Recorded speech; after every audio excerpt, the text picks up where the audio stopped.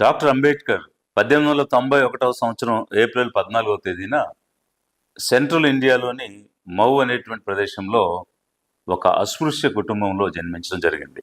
చిన్న వయసులోనే he faced the reality of brutality of untouchability. Elementary స్కూల్కి చదువుకోవడానికి వెళితే నువ్వు అస్పృశ్యుడివి, పాఠశాలలో ప్రవేశించడానికి వీల్లేదని ఆంక్ష చేస్తే ఎండలో ఎండుతూ వానలో తడిచిపోతూ బయట ఉండి చదువు నేర్చుకున్నాడు. తను తన అన్న కలిసి ఒకరోజు ఒక జట్కా బండి మీద వెళ్తున్నటువంటి సందర్భంలో నిశీది చీకటిలో మీరేమిట్లు అని ఆ బండివాడు అడిగినప్పుడు మేం మహర్లని చెప్పగానే అస్పృశ్యులారా నా బండి ఎక్కుతారని మార్గ మధ్యలోనే క్రిందకు తోసేయటం జరిగింది. అలా అవమానాలు పడుతూ ప్రతి అవమానాన్ని విజయానికి ఒక మెట్టుగా ఆలోచించుకుంటూ ఎందుకు ఈ అవమానాలు జరుగుతున్నాయి, నాకు ఎందుకు ఈ సమాజం నన్ను వివక్షగా చూస్తుంది అని ఒకవైపు ఆలోచించుకుంటూ ఈ వ్యవస్థపై, ఈ కుల వ్యవస్థను ఎలా నిర్మూలించాలి అనేటువంటి ఆలోచనలు మొదలై తను చదువుకుంటూ ముందుకు వెళ్ళాడు. He was the first Indian untouchable to complete clear matriculation in this country. మొట్టమొదట మెట్రికులేషన్ పాస్ అయినటువంటి ఒక అస్పృశ్యుడు. అయితే తన యొక్క తెలివితేటలకి మెచ్చి, తన జ్ఞానం నచ్చి బరోడా సంస్థానానికి మహారాజుగా ఉన్నటువంటి షాయాజీరావు గైక్వాడ్ తనకి స్కాలర్షిప్ ఆ రోజుల్లో 25 రూపాయలు శాంక్షన్ చేయటం జరిగింది. ఈ స్కాలర్షిప్ పుచ్చుకుని అమెరికాలోని కొలంబియా విశ్వవిద్యాలయానికి వెళ్ళి డిగ్రీలు చదవటం ప్రారంభం చేశాడు. ఆ తర్వాత ఇంగ్లాండ్లోని లండన్ స్కూల్ ఆఫ్ ఎకనామిక్స్కి వచ్చి మరొక డిగ్రీ, 9 డిగ్రీలు, మల్టిపుల్ డాక్టరేట్స్ సాధించి ఆ రోజుల్లో హైయెస్ట్ ఎడ్యుకేటెడ్ లీడర్ ఇన్ ఇండియాగా వారు జ్ఞానాన్ని సంపాదించుకోవటం జరిగింది. అయితే తాను విదేశాల్లో చదువుతున్నప్పుడు ఒక క్రొత్త విషయాన్ని చూశాడు. అదేమిటంటే ఈక్వాలిటీ, సమానత్వం. కొలంబియా యూనివర్సిటీలో చదువుకునేటువంటి సమయంలో అందరిలాగా హాస్టల్లో జీవించాడు, అందరిలాగా క్లాస్ రూమ్లో కూర్చున్నాడు, అందరిలాగా డైనింగ్ హాల్లో భోజనం చేశాడు, అందరిలాగానే వాటర్ ఫౌంటైన్స్లో డ్రింకింగ్ వాచాడు, మంచినీళ్లు తాగటం అనేది చేశాడు. ఆ ఒకరోజు ఆ మంచినీళ్ళు తాగుతున్నటువంటి సమయంలో తనకు గుర్తొచ్చింది ఏమిటంటే ఎల్ఫిన్స్టన్ కాలేజ్, పరేల్, బాంబేలో మెట్రికులేషన్ చదువుతున్నటువంటి సమయంలో ఒకరోజు దాహం వేస్తే ఆ దాహం తీర్చుకోవడానికి అక్కడ ఉన్నటువంటి కొండలో నీళ్లు తాగుదామని కొండ దగ్గరికి వెళ్తూ ఉంటే, అంటరాని వాడ, ఆ కొండను నువ్వు తాకటానికి వీల్లేదు అని అక్కడ ఉన్నటువంటి వాళ్ళందరూ నివారించినప్పుడు ఒకవైపు దాహంతో గొంతు ఆరిపోతూ మరొక వైపు అవమానం భారం భరించలేక కృంగిపోయినటువంటి సన్నివేశం ఇతరులతో సమానంగా కొలంబియా విశ్వవిద్యాలయంలో మంచినీళ్లు తాగుతున్నప్పుడు గుర్తు తెచ్చుకున్నాడు. తాను చూసినటువంటి ఆ సమానత్వం, ఈక్వాలిటీ, ఆ సంతోషం, ఆనందం తనకే పరిమితం చేసుకోకుండా ఇలాంటి సమానత్వం, ఈ రకమైనటువంటి స్వేచ్ఛ, నిర్భాగ్యులుగా, నిరక్షరాస్యులుగా, కోట్లాది మంది మూగజీవులుగా జీవిస్తున్నటువంటి నా జాతి జనులకు ఎలా ఇవ్వాలి అని ఆలోచించటం ఆ రోజే ప్రారంభం చేశాడు. మరి అలా చదువుకుని జ్ఞానవంతుడిగా తిరిగి స్వదేశానికి, ఇండియాకి తిరిగి వచ్చి ఏ రాజు అయితే తనకి సహాయం చేసి స్కాలర్షిప్ ఇచ్చాడో ఆ బరోడా సంస్థానంలో డిఫెన్స్ సెక్రటరీగా చేరటం జరిగింది. కానీ తిరిగి వచ్చినటువంటి అంబేద్కర్ స్వదేశానికి, ఇండియాకైతే తిరిగి వచ్చాడు, కానీ ఇండియాలో ఉన్నటువంటి వ్యవస్థ ఏ రూపంలోనూ మారలేదు. తనకి హోటల్స్లో ఎక్కడ రూమ్స్ దొరకలేదు, అకామిడేషన్ దొరకలేదు. ప్రోగ్రెసివ్గా మాట్లాడుతున్న లీడర్స్ ఎవరు కూడా తన వైపు చూడకుండా ముఖాన్ని చాటేయటం జరిగింది. అయితే చివరికి ఒక పారసీ సత్రంలో తలదాచుకున్న పరిస్థితిలో ఆ పారసీ వ్యక్తి కూడా గ్రహించాడు ఇతను ఒక అంటరాని వాడని, బయటకు గెంటేశాడు. దాంతో తన బెడ్డింగ్, తన పెట్టె తీసుకుని బరోడా రైల్వే స్టేషన్లో ఒక చెట్టు కింద కూర్చుని బోరున ఏడ్చాడు డాక్టర్ అంబేద్కర్. అయితే ఆ ఏడ్చి కోటి అగ్ని పర్వతాలు బ్రద్దలైనట్టుగా తనలో ఉన్నటువంటి ఆవేశం, ఆక్రోశం, ఆవేదన అన్నీ కూడా పొంగి పొరలి వరల్డ్ క్లాస్ ఎడ్యుకేషన్ని నేను సాధించి ఎంతో జ్ఞానంతో నా మాతృభూమి జన్మభూమికి తిరిగి వస్తే, విదేశాలలో నన్ను గౌరవించిన ప్రొఫెసర్ లేడు, నన్ను అనుకరించిన విద్యార్థి లేడు, నా జ్ఞానాన్ని చూసి నా ప్రతిభని చూసి మెచ్చుకోని వ్యక్తి లేడు. అంతటి జ్ఞానం, అంతటి ప్రతిభ నా జన్మభూమిలో ఒక బంట్రోతు ముందు ఎందుకు పనికి రాకుండా పోయాయి?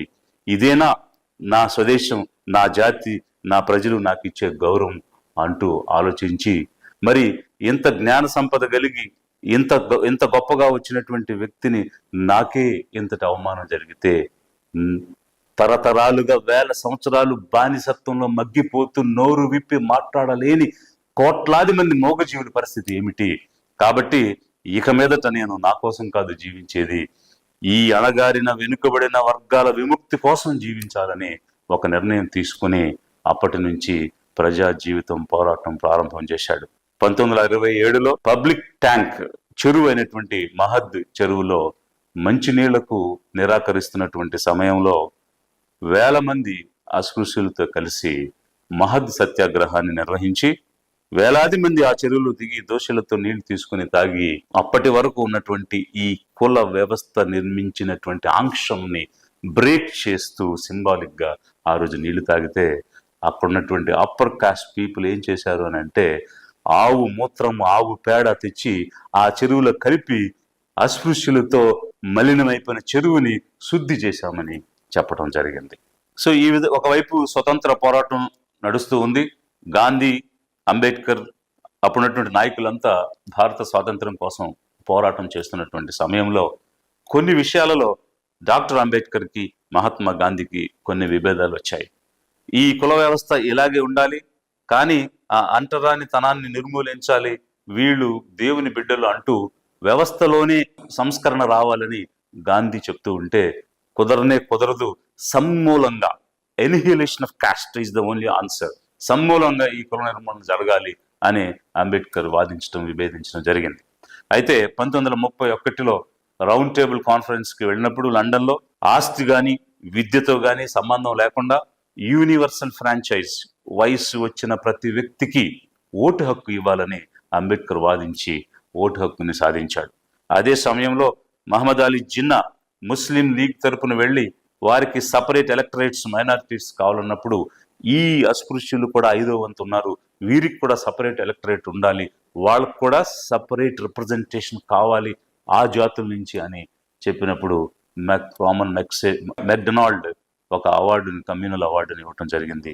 కానీ అది నిజ రూపం దాల్చక ముందే ఈ మహాత్మా గాంధీ ఎర్రవాడు జైలు పూనాలో ఒక నిరాహార దీక్ష చేసి వీళ్ళకి సపరేట్ ఎలక్టరేట్ ఇవ్వడానికి వీల్లేదు అని వారు పట్టుబట్టడం జరిగింది. అయితే దేశవ్యాప్తంగా డాక్టర్ అంబేద్కర్ మీద ఒత్తిళ్లు వచ్చి, గాంధీ ప్రాణాలు కాపాడండి, అతను చనిపోతే ఇబ్బంది వస్తుందని ఒత్తిడి చేస్తే, ఇష్టం లేకపోయినా కూడా 1932లో పూనా ప్యాక్ట్కి సంతకం పెట్టడం జరిగింది. మరి బ్రిటిష్ వాళ్ళ దగ్గర నుంచి ఒక వరంగా తెచ్చింది ఈ పూనా ప్యాక్ట్లో సంతకం పెట్టడం ద్వారా ఆవిరైపోయింది. ఎందుకనంటే ఈనాటికి కూడా స్వతంత్రం వచ్చి 75 సంవత్సరాలు అయినా ఈ జాతుల నుంచి పర్టికులర్గా ఎస్సీ ఎస్టీల నుంచి రిప్రజెంటేషన్ అనేటువంటిది చట్టసభల్లోకి వెళ్ళినప్పుడు కేవలం బానిసత్వంతో కూడిన ప్రాతినిధ్యమే ఉంది తప్ప నిర్ణయాధికారం చేయగలిగినటువంటి ప్రాతినిధ్యం ఎంతవరకు ఎస్సీ ఎస్టీలకు రాలేదు. ఎందుకనంటే ఆ రోజు పూనా ఒడంబడికలో గాంధీ ప్రాణాలు నిలబెట్టడం కోసం పెట్టినటువంటి సంతకం. కానీ దాని గురించి తీవ్రంగా బాధపడ్డాడు డాక్టర్ అంబేద్కర్. అయితే the greatest achievement of doctor BR Ambedkar is విభిన్న సంస్కృతులు, విభిన్న భాషలు, విభిన్న మతాలు, విభిన్న ప్రాంతాలు కలిగినటువంటి ఒక దేశానికి, ఇండియా అనేటువంటి దేశానికి డ్రాఫ్టింగ్ ఏ కాన్స్టిట్యూషన్, రాజ్యాంగం రాయటం అనేటువంటిది ఒక గొప్ప చారిత్రాత్మకమైనటువంటి విజయం. అయితే ఈ కాన్స్టిట్యూషన్ అనేటువంటిది ఒక రెవల్యూషనరీ డాక్యుమెంట్. ఇది కేవలం లీగల్ డాక్యుమెంట్ కాదు, సోషల్, ఎకనామిక్, పొలిటికల్ జస్టిస్ ప్రతి వ్యక్తికి ఇచ్చేటువంటి డాక్యుమెంట్, ఒక చట్టం. అలాంటి రాజ్యాంగాన్ని రాసి ఈ ప్రజలకు తన జ్ఞానాన్ని తిరిగి అంకితం ఇచ్చాడు డాక్టర్ అంబేద్కర్. ఎక్కడైనా తిరిగి ఇవ్వడం అని అంటే ఏదో కాదు, ఎన్నో ఏళ్లగా శ్రమించి కష్టపడి సంపాదించినటువంటి జ్ఞానాన్ని వడపోసి ఒక రాజ్యాంగం రూపంలో రాసి ఈ జాతికి తను తిరిగి ఇచ్చుకున్నాడు. ఈ భారతదేశ ప్రజల యొక్క రుణాలను తీర్చుకున్నాడు డాక్టర్ బిఆర్ అంబేద్కర్. మరి ఆ విధంగా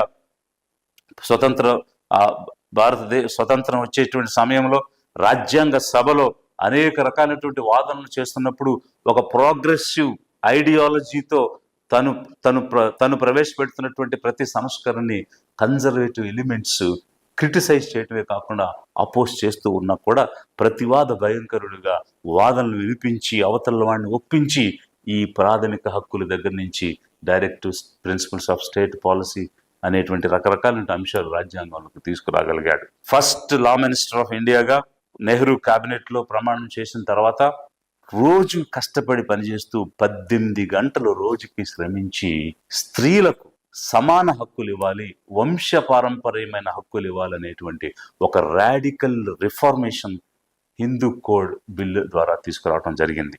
అయితే మరి అంబేద్కర్ జీవితం, వ్యక్తిగత జీవితం ఒక ట్రాజిడీ. ఏ విధంగా అంటే తనని బిడ్డలాగా చూసుకునేటువంటి భార్య రమాబాయి తన యొక్క యుక్త వయసులోనే చాలా కాలం అనారోగ్యంతో బాధపడుతూ ప్రాణాలు విడవటం జరిగింది. తాను ఒంటరి వాడైపోయాడు. అంతేకాకుండా వ్యక్తిగతంగా డయాబెటీస్, న్యూరోపతి, భయంకరమైనటువంటి కీళ్ల నొప్పులతో బాధపడుతూ ఇన్ని ఉన్నా కూడా 18 గంటలు శ్రమిస్తూ స్త్రీలకు స్వతంత్రం ఇవ్వాలని ఆ హిందూ కోడ్ బిల్లు తయారు చేయడం జరిగింది. కానీ అప్పుడున్నటువంటి కన్జర్వేటివ్స్ దాన్ని ఒప్పుకోకుండా తిరస్కరిస్తే మనస్తాపం చెంది నెహ్రూ క్యాబినెట్ నుంచి రాజీనామా చేశారు. 2 కారణాలు చెప్తూ, 1 స్త్రీలకు స్వాతంత్రం ఇవ్వనందుకు, 2 ఓబీసీలకు రిజర్వేషన్ ఇవ్వడానికి ప్రభుత్వం సుముఖత చూపనందుకు నేను రాజీనామా చేస్తున్నానని ఆ ప్రభుత్వం నుంచి వైదొలగటం జరిగింది. మరి మరొక సంచలనమైనటువంటి విషయం ఏమిటంటే 1956 అక్టోబర్ 14వ తేదీన తనని ఫాలో అవుతున్నటువంటి 5 లక్షల మందితో నాగపూర్ దీక్ష భూమిలో నేను హిందువుగా పుట్టాను కానీ హిందువుగా మరణించనని ఎప్పుడో 1931లో చేసినటువంటి ప్రకటనను నిజం చేస్తూ ఆ రోజు బుద్ధిజంలోకి వారు మారటం జరిగింది. 5 లక్షల మందితో కలిసి దీక్ష భూమిలో నాగపూర్లో. కుల వ్యవస్థ, నిచ్చెన మెట్ల కుల వ్యవస్థ నుంచి, నిర్బంధ వృత్తి విధానం నుంచి, వర్ణ వ్యవస్థ నుంచి ఈరోజు నా ప్రజలకు విముక్తి కలిగించాను అని ఆ మతాన్ని త్యజించి ఈ విధానంలోకి మారినప్పుడు చేసినటువంటి ప్రకటన. కానీ కొద్ది వారాలకే తను రాస్తున్నటువంటి బుద్ధ అండ్ హిస్ ధమ్మ అనేటువంటి గ్రంథం ఇంచుమించుగా పూర్తి అవుతున్నా కూడా అసంపూర్ణంగా వదిలి డిసెంబర్ 6వ తేదీ 1956న తన ఢిల్లీలో ఉన్నటువంటి గృహంలో ప్రాణాలు విడవటం జరిగింది. మరి డాక్టర్ అంబేద్కర్ ఒక విజనరీ. తన యొక్క ఆలోచన, తన యొక్క సంస్కరణ కేవలం ఒక కులానికి, ఒక క్యాస్ట్కి పరిమితం కాలేదు. స్త్రీల విమోచన కోసం పనిచేశారు. కార్మికుల యొక్క విమోచన కోసం, కార్మికుల యొక్క 10 గంటల కోసం, వారి అభివృద్ధి కోసం, మెటర్నిటీ లీవ్ కోసం, ఇరిగేషన్ ప్రాజెక్ట్స్ కోసం, ఆర్థిక సంస్కరణల కోసం, రిజర్వ్ బ్యాంక్ ఆఫ్ ఇండియా స్థాపించడం కోసం, ఇలా అనేక రకాలైనటువంటి పనులు డాక్టర్ అంబేద్కర్ ఈ దేశంలో చేసి దేశ ప్రజలకు సమున్నతమైన గౌరవాన్ని దక్కించడం జరిగింది. అంతేకాకుండా స్త్రీ సమానత్వం కోసం తాను వ్యక్తం చేసినటువంటి భావాలు, రాసినటువంటి గ్రంథాలు విప్లవాత్మకమైనటువంటివి. ఈరోజు దేశవ్యాప్తంగా డాక్టర్ అంబేద్కర్ యొక్క విగ్రహాలు ఉన్నాయి. కానీ తను ఆశించినటువంటి ఫలితం ఇంకా నెరవేరలేదనే చెప్పాలి. ఎందుకనంటే ఎస్సీ ఎస్టీల మీద వివక్ష కొనసాగుతుంది, దాడులు జరుగుతున్నాయి, అత్యాచారాలు జరుగుతున్నాయి, సంఘ బహిష్కరణకు గురవుతూనే ఉన్నారు. ఏదైతే నిర్మూలించాలి, ఏ నిచ్చెన మెట్ల కుల వ్యవస్థనైతే నిర్మూలించి సమసమాజం స్థాపించాలని అనుకున్నాడో ఆ లక్ష్యం నెరవేరనే లేదు. అంతేకాదు బాబాసాహెబ్ అంబేద్కర్ అనేక రచనలు చేశారు, అనేక గ్రంథాలు రాశారు, అనేక రకమైనటువంటి విషయాలతో సామాజికంగా, ఆర్థికంగా, రాజకీయంగా, మతపరంగా అనేక రకమైనటువంటి అంశాలు ఎకనామిక్స్ మీద, రిలీజియన్ మీద, సోషల్ జస్టిస్ మీద రాయటం జరిగింది. వీటన్ని విస్తృతంగా ప్రచారంలోకి రాలేకపోయాయి. దానిని జనం ఎక్కువగా చదవలేకపోయారు. చదివి ఆకలింపు చేసుకుని ఆ సిద్ధాంతాలను పాటించేటువంటి స్థాయిలోకి రాలేదని చెప్పాలి. ఎందుకనంటే విగ్రహారాధనకే పరిమితం అయ్యారు తప్ప సిద్ధాంతాన్ని అర్థం చేసుకుని పాటించాలి అనేటువంటి ఆలోచనలో ఈరోజు లేరు అనేటువంటి పరిస్థితి మనం చూస్తూ ఉన్నాం. తాను పోరాటాల వల్ల, రాజ్యాంగం వల్ల కేవలం లీగల్ రైట్స్ కాదు ఇచ్చింది, ఒక డిగ్నిటీ అండ్ సెల్ఫ్ రెస్పెక్ట్ అనేటువంటిది ఈ వెనుకబడినటువంటి వర్గాలకు ఇచ్చాడు డాక్టర్ అంబేద్కర్ ఈ దేశంలో. అయితే the real testimony of his achievements, అది it's not just his personal achievements, వ్యక్తిగతమైనటువంటి సాధించినటువంటి విజయాలు కాదు. He transform lives of millions of people. అంటే కోట్లాది మంది జీవితాలలో ఒక స్పృహను రగిలించి, ఆ స్పృహ ద్వారా జీవితాలలోనే ఒక మార్పుని తీసుకుని వచ్చాడు. అది నిజమైనటువంటి achievement. That is the real achievement, విజయం అనేటువంటిది ఈరోజు మనం ఎందుకంటే కోట్లాది మంది జీవితాలు ఈరోజు బాగుపడి వ్యక్తులుగా గౌరవంగా జీవించగలుగుతున్నారు అని అంటే that is because of doctor Ambedkar. కాబట్టి the story of Ambedkar is not just Indian history, it is an universal testament for the power of education and human dignity. Doctor Ambedkar యొక్క జీవన విధానం, జీవిత చరిత్ర అనేది it is not just history. అది ఏమిటి అని అంటే ప్రపంచవ్యాప్తంగా ఉన్న మనుషుల యొక్క మానవ గౌరవం, అదేవిధంగా ఎడ్యుకేషన్, జ్ఞానం అనేది ఉంటే, నాలెడ్జ్ అనేది ఉంటే అది ఎంత పవర్ఫుల్. ఎన్ని అడ్డంకులు వచ్చినా, అవరోధాలు వచ్చినా, అవమానాలు వచ్చినా, అగచాట్లు పడినా తిరిగి లేచి సాధించవచ్చు, ఎంతటి విజయానికైనా చేరుకోవచ్చు అని చెప్పడానికి ఎడ్యుకేషన్ అనేది ఎంత శక్తివంతమైనదో అంబేద్కర్ ప్రూవ్ చేశాడు. భారతదేశంలో 5 వంతులు గల కోటాను కోట్ల అస్పృశ్యులను సంఘటితపరిచి వారిలో రాజకీయ చైతన్యాన్ని రగిల్చి మట్టి బొమ్మలను మహారణానికి సిద్ధం చేసినట్లుగా ఈ కోటాను కోట్ల అస్పృశ్య ప్రజానీకాన్ని పరిపూర్ణ దాస్య విముక్తి పోరాటంపై నడిపించి వారిని భావి భారత పౌరులుగా, న్యాయ నిర్ణేతలుగా, చట్ట నిర్మాతలుగా, దేశ పరిపాలకులుగా చేసి ప్రపంచంలో ఏ వ్యక్తి సాధించలేని ఘన విజయాన్ని సాధించినటువంటి స్త్రీ దాస్య విమోచకుడు, రాజకీయ దురంధరుడు, బహుముఖ ప్రజ్ఞాశాలి, విశ్వవిఖ్యాతిగాంచిన భీమారావు రామ్జీ అంబేద్కర్కు నా నమస్సుమాంజలి అర్పిస్తూ లిబరేషన్ కాంగ్రెస్ పార్టీ నుంచి ప్రపంచవ్యాప్తంగా మానవులకు గౌరవాన్ని ఇచ్చిన స్మృతి డాక్టర్ అంబేద్కర్, వారికి జన్మదిన శుభాకాంక్షలు తెలియజేస్తూ ఉన్నాము.